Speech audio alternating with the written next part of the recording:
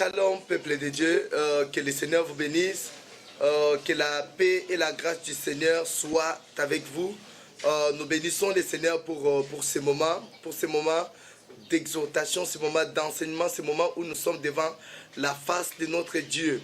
Et nous bénissons le Seigneur, nous bénissons infiniment son nom pour cette opportunité qu'il nous a donné d'être encore devant sa face pendant ces moments. J'aimerais juste dire à une personne que ce n'est pas un hasard que tu sois devant le téléphone ou devant l'écran en train de me suivre pendant ces moments. Que j'aimerais juste que tu aies cette attitude qui attirera les miracles vers toi, cette attitude qui fera en sorte que tu puisses palper la main de Dieu pendant ce moment. Et alors, j'ai un test à nous proposer, un test que nous allons tous lire, qui va nous amener vraiment dans la profondeur de Dieu, un test qui va nous aider à mieux comprendre les mystères qui se cachent dans la parole du Seigneur. Comme la Bible dit, ils étaient dans la détresse, ils criaient à l'Éternel, l'Éternel leur envoya sa parole et sa parole leur guérit. Donc c'est de cette parole que nous allons parler ce soir, cette parole qui a la capacité de créer quelque chose, cette parole qui a la capacité d'amener quelque chose dans la vie d'une personne. Peut-être tu es là, tu es en train de te poser beaucoup de questions, peut-être tu es en train de traverser un moment très difficile de la vie, mais bien aimé dans le Seigneur, accroche-toi à ces instants, à ces moments, et je crois que ces moments va apporter la solution à ton problème ou la réponse à cette question que tu es en train de se poser. Voilà, nous allons lire le livre d'Apocalypse, chapitre 4, et plutôt chapitre 5. Apocalypse, chapitre 5, et nous allons lire les 10e versets. Apocalypse chapitre 5 verset 10, là où tu es, tu prends déjà ta Bible. J'aimerais que tu sois vraiment concentré, tu sois connecté à ce moment, car Dieu veut s'aimer une semence dans ton esprit, une semence incorruptible, une semence qui va germer et qui va produire des fruits dignes. Voilà, nous allons lire, comme je venais de le dire, Apocalypse chapitre 5 verset 10. Je lis au nom de Jésus. Tu as fait d'eux un royaume et des sacrificateurs pour notre Dieu, et ils régneront sur la terre. Tu as fait d'eux un royaume et des sacrificateurs pour notre Dieu, et ils régneront sur la terre. C'est ce que la Bible nous dit. Bien-aimés dans le Seigneur, le thème que nous allons partager avec nous pendant ce moment est intitulé « Un sacrificateur sur le trône ». Un sacrificateur sur le trône. Bien-aimé, un sacrificateur, c'est celui qui exerce le ministère sacerdotal. C'est celui qu'on appelle un sacrificateur. Donc, si tu es dans Lévitique, tu vas comprendre que Dieu a choisi Aaron et ses fils pour le service sacerdotal ou avoir des rôles aux sacrificatures. C'est comme ça qu'on voyait les souverains sacrificateurs, ils jouaient ce rôle d'intermédiaire entre Dieu et les peuples. Donc quand les peuples avaient péché, ils pouvaient prendre des brebis, des veaux et venir pour offrir à Dieu. Et les peuples n'avaient pas l'accès dans les sanctuaires. Et c'était les sacrificateurs qui prenaient les offrandes et qui allaient présenter à Dieu pour obtenir le pardon. Il y avait beaucoup de sacrificateurs. Je ne suis pas là, ce n'est pas ma prédication et ce n'est pas ce que nous allons parler pendant ce moment. Et bien aimé, et toutes ces personnes qui jouaient des rôles dans les sacrificatures, toutes ces personnes qui exerçaient le ministère sacerdotal, c'est ça ce qu'on appelait les sacrificateurs. Et maintenant, le thème, il nous est dit de parler sur un sacrificateur sur le trône. Un sacrificateur sur le trône. Le trône, bien aimé, c'est une position de gloire, une position de régner, une position rayonnante. C'est ça ce que nous appelons les trônes. Les trônes. Et bien aimé dans le Seigneur, on parle d'un sacrificateur sur le trône. Donc ça veut dire, nous parlons du sacrificature et de la royauté. Bien aimé, dans la Bible, si tu lis bien la Bible, tu vas comprendre que le roi était à part. Les sacrificateurs étaient à part. Le roi dépendait du sacrificateur et les sacrificateurs aussi dépendaient du roi. Et ces deux personnes marchait comme ça et Israël fonctionnait en fonction de ces deux personnages. Israël marchait en fonction du roi et des sacrificateurs. Les sacrificateurs étaient là pour jouer l'intermédiaire entre le peuple et Dieu. Et le roi était aussi là pour diriger la nation. C'est comme ça que Dieu marchait avec Israël et c'était ça la pensée du Seigneur. Mais dans le livre que nous venons de lire, l'Apocalypse, la Bible dit, il a fait d'eux un royaume et des sacrificateurs pour régner, non pas dans les ciels, mais sur la terre. Bien-aimé, un sacrificateur sur le trône, bien-aimé, c'est vraiment la pensée de Dieu. C'est la pensée où Dieu va donner, non, il va donner à quelqu'un l'onction sacerdotale et l'onction royale. La personne qui a commencé avec ça, c'était Jésus.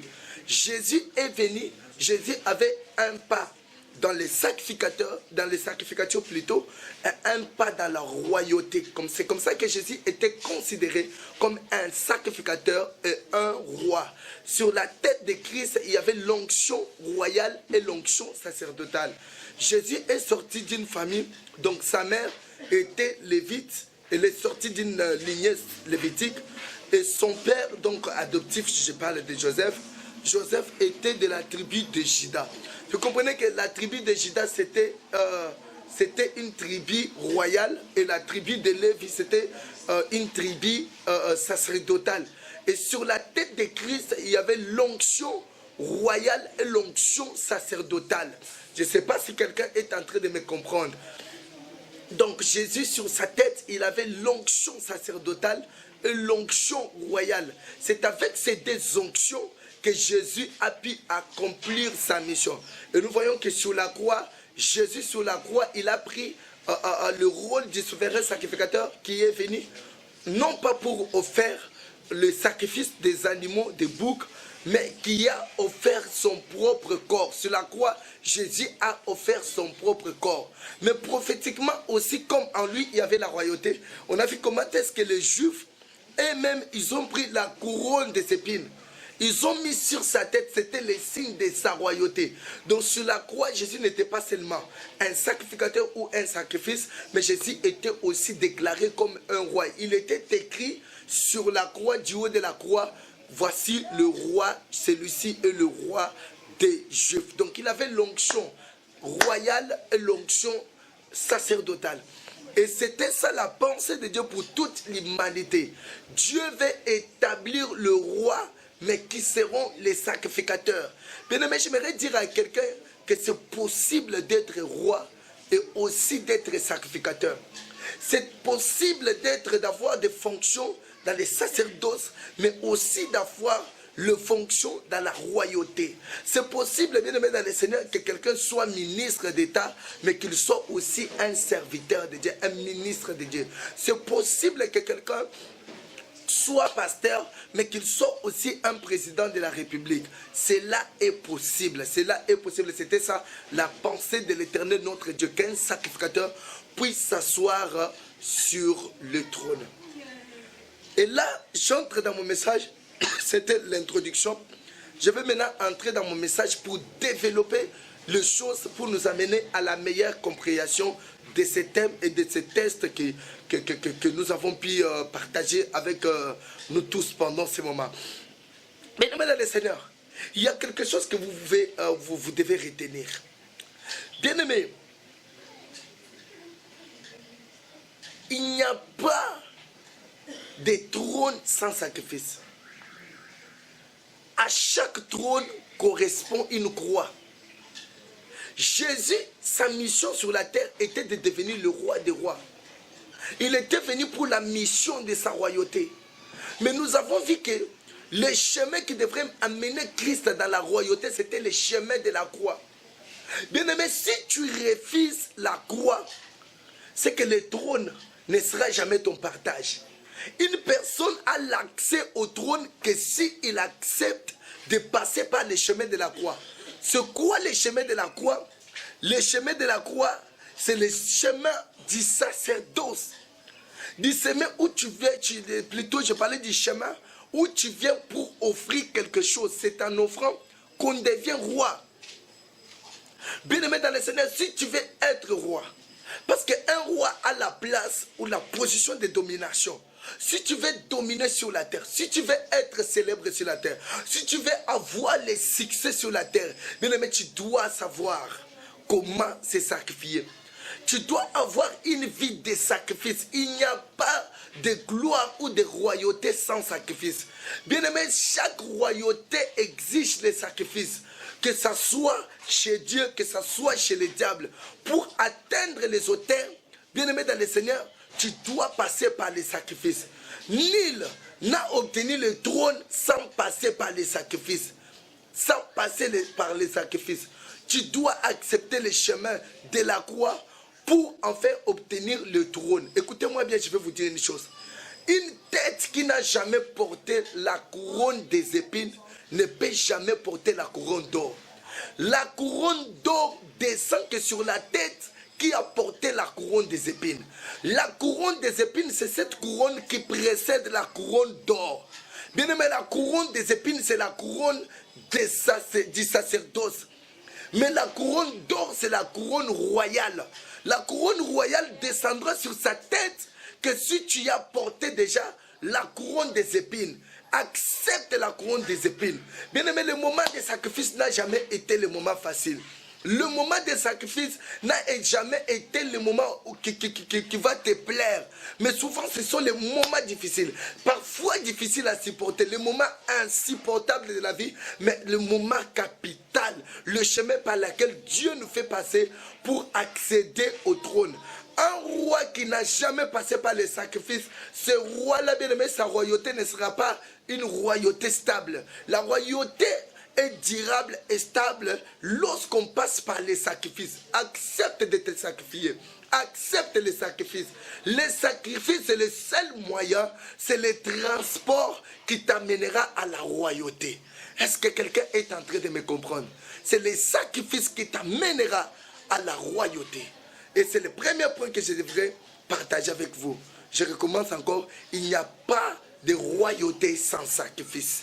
Le chemin de la royauté, c'est le chemin de la croix. Tu dois passer par la croix pour t'asseoir sur le trône. Tu dois accepter les sacrifices. Tu dois accepter un moment de faire de longues distances à pied. Tu dois accepter un moment parfois de manquer les habits, mais de travailler dur pour devenir roi demain. Bien-aimé, on ne vit pas, bien aimé, pour le présent, mais on vit pour notre futur. On se dit que même dans le présent, si je suis en train de souffrir, je peux accepter cette souffrance, mais pour préparer mon avenir, préparer ma royauté. Le deuxième point que je voulais partager avec vous, écoutez-moi bien. Lorsque tu seras sur le trône, n'oublie pas que tu es un sacrificateur. Bien aimé, il y a des personnes qui ont suivi cette voie. Il était sacrificateur. Il s'est sacrifié. Il a fait des sacrifices énormes. Et il a marché avec le Seigneur. Mais lorsque la personne monte sur le trône, la personne oublie qu'il était un sacrificateur. Bien aimé, c'est le cas de David. David, il était un sacrificateur. David s'est sacrifié. Il cherchait le Seigneur, il était seul dans la brousse. David cherchait Dieu dans la brousse et il faisait paître le troupeau de son père. Mais David, après avoir paître le troupeau, ce que David faisait après, c'était jouer à la harpe. Jouer à la harpe, cela lui permettait d'être devant la face du Seigneur. David était un vrai sacrificateur. Mais lorsque David s'assoit sur le trône, et un jour David, il finit à jouer ce rôle du roi. Au lieu d'aller jouer à sa harpe comme l'habitude, la Bible nous dit que David va monter sur le toiture pour regarder le territoire dont il était en train de régner. Bien-aimé, c'est en ce moment-là que David a aperçu de loin une femme qui ne lui appartenait pas. Et cela a causé la chute à David. Bien-aimé, souvent les rois qui montent sur le trône, ils oublient qu'ils étaient des sacrificateurs. Bien-aimé, j'ai pris que les trônes ne puissent pas t'aveugler. De telle en sorte que tu oublies que tu étais un sacrificateur. C'est possible de maintenir cette vie de sacrificature même quand tu seras sur le trône. C'est possible de le faire. J'aimerais dire à une personne, n'oublie jamais que tu es sacrificateur quand tu seras sur le trône. N'oublie jamais. N'oublie jamais cette vie de sacrificature. David avait oublié ça. Et au lieu, après ses services royaux, David s'est dit, je dois quand même passer prendre de l'air. Je dois monter sur la toiture et contempler la beauté de la cité. C'est là que David est tombé dans les mal. Bien-aimé, n'oublie jamais que tu es un sacrificateur quand tu seras sur le trône. N'oublie jamais. N'oublie jamais. Le troisième point, d'ailleurs c'est là où je vais finir. Bien-aimé dans le Seigneur, un roi qui est passé par les sacrificatures, il va travailler pour le peuple et le royaume. Mais un roi qui n'est pas passé par les sacrificatures, ce roi-là va utiliser et le peuple et le royaume pour sa propre gloire. Alléluia. Est-ce que quelqu'un est en train de me comprendre? Bien-aimé, un roi qui est passé par les sacrificatures, c'est un roi qui a un cœur bien préparé. Dieu prépare son cœur et lorsqu'il s'assoit sur le trône, il ne va pas manipuler les gens. Il ne va pas faire du n'importe quoi pour régner. Mais il va s'asseoir sur le trône comme un serviteur. Il s'assoit sur le trône pour rendre service et non pas pour utiliser les autres. Bien-aimé, c'est ça le cas avec la royauté, la différence entre la royauté de David et la royauté de Saoul. Vous voyez que Saoul était assis sur le trône, mais il s'assoit sur le trône pour faire ce qui était sa propre volonté. Mais lorsque David vient, il était comme un serviteur. Et c'est cette royauté que Jésus nous montre. C'est pourquoi vous voyez dans la Bible, dans les livres d'Apocalypse, on dit, l'un des veillards se lève, il dit à Jean, voici les lions de la tribu de Juda. Mais lorsque Jean regarde, il n'a pas vu les lions. Il voit l'agneau. L'agneau, c'est l'image du serviteur. Donc, tu es roi, mais tu as la nature du serviteur. Donc, tu montes sur le trône, non pas pour se servir du trône afin d'assujettir les autres, mais tu es sur le trône pour servir les autres. Bien aimé, j'aimerais dire à une personne, accepte ce chemin de la croix, accepte ce chemin du sacrifice, c'est ce qui fera de toi un vrai roi. Que Dieu vous bénisse, à la prochaine, puisque Dieu vous bénisse, on est ensemble. Merci beaucoup.